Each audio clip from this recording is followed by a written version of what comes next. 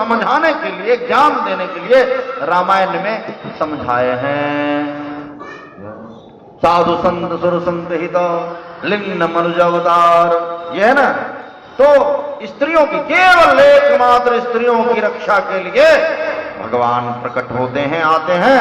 और यदि स्त्रियों की रक्षा हो गई तो पूरी सृष्टि की रक्षा हो गई। स्त्रियां यदि सुरक्षित हो गई तो पूरा सृष्टि सुरक्षित हो गया। ये ज्ञान है, यही ज्ञान की बातें हैं। इसलिए घर में संस्कार दो, दूसरे स्त्रियों की तरफ मत देखो। ये संस्कार जब घर में पड़ गया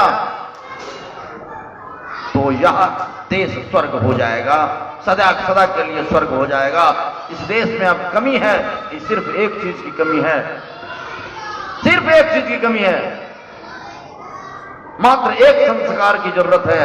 इस देश में संस्कारों की कमी नहीं है।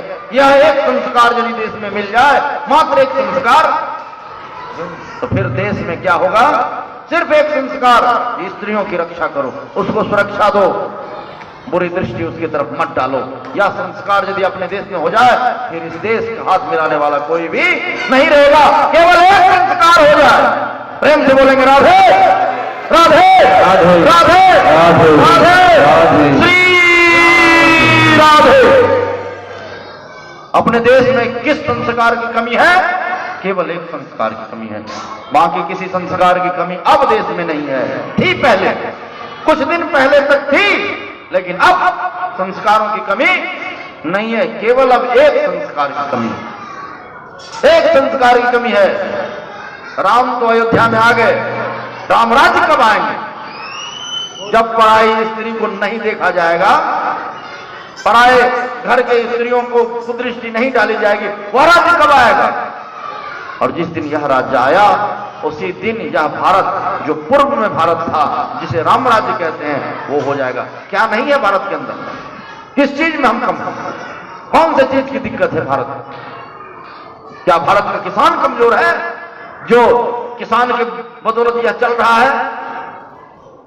क्या भारत का वैश्य कमजोर हो गया है? क्या भारत का क्षत्रिय जो सेना है वह कमजोर है? क्या भारत के ब्राह्मण कमजोर हो गए हैं? क्या भारत के ब्राह्मण वेद को नहीं जानता? क्या शूद्र वर्ण के लोग धन के अभाव में जी रहे हैं? क्या उनको ज्ञान नहीं है, उनको पढ़ने का, शिक्षा का मौका नहीं है? किसी चीज का अभाव नहीं है मेरे देश में, एक संस्कार का अभाव है। संस्कार भी सारे पढ़ रहे हैं, गुरु दीक्षा भी पढ़ रही है, एक संस्कार केवल बच गया है। केवल केवल और केवल एक ही संस्कार अब देश में चाहिए। क्या संस्कार चाहिए? एक संस्कार चाहिए। प्रत्येक माताएं अपने पुत्रों को सिखाएं जो पराई स्त्री की तरफ पूरी दृष्टि से ना देखें।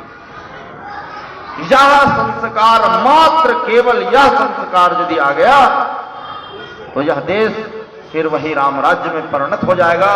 राम राज्य में अब एकमात्र इतना ही दिक्कत है, राम राज्य जो अभी चल रहा है उसमें एकमात्र इतना दिक्कत है कि मात्र स्त्रियों को पूर्ण सुरक्षा नहीं है, पूर्ण सुरक्षा नहीं है स्त्रियों को। क्योंकि कुदृष्टि का जो भाव है, इसको सरकार कुछ नहीं कर सकती। यह सरकार की चीज नहीं है, यह संस्कार की चीज है। किसी सरकार को दोषारोपण करना गलत है। किसी संस्कार, अपने संस्कार को दोषारोपण कीजिए। घर में सबसे पहले यह समझाना शुरू कीजिए अब कि पराये जितने भी स्त्री हैं, वह जिस तरह से आपके माता है, आपके बहन है, उस तरह से संस्कार को स्थापित करें। यदि संस्कार स्थापित हो गया एक बार, तो राम राज्य जाने में देर नहीं। क्योंकि जब मैंने बालक को पूछा था, वो दोनों बालक ने मुझे बताया था परसों, क्या बताया था कि झूठ बोलना पाप है। मैं तभी समझ गया कि कलयुग के अंदर सतयुग ने प्रवेश कर लिया है। हर 5000 वर्षों के बाद सतयुग आता है।